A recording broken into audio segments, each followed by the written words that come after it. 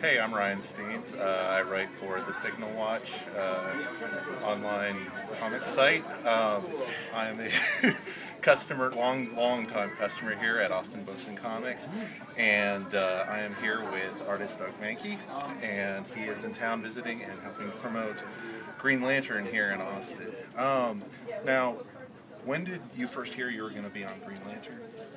It was during finishing up issue 7, Final Crisis. Okay. And it was very simple. We just said, hey. A little louder, sorry, Doug. Louder?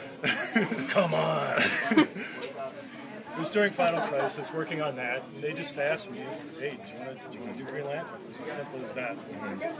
Talked a little bit about what was coming up, the Blackest Night, the storyline. I was really in no position to say no. Get the chance to work with Jeff Johns, that was really an exceptional opportunity, and that's what I did.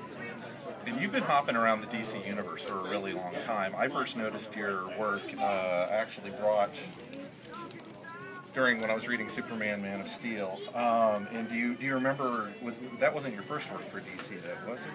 No, actually the very first thing I did for DC was a crossover between Dark Horse and DC, which was Lobo Mask. That's what brought me over. Then I did creator-owned book with John Arcudi, who's also the author of that, Lobo Mask. And we did something called Major Bomber, which was a creator-owned series of 14 issues. And I've just been at DC ever since. That's right. And you've drawn actually some of my favorite versions of the characters. When you got onto JLA, that was for me a huge treat. Really? Thanks. Yeah, and I was wondering actually if you had anybody you modeled your Wonder Woman after? No, you just sit down and you start drawing. Okay. I was wondering about that.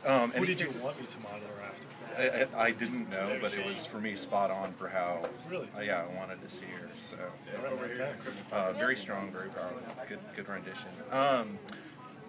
If you've been on JLA, you've done even Frankenstein, things like that. Is there anybody in the DCU you haven't gotten to draw yet that you want to?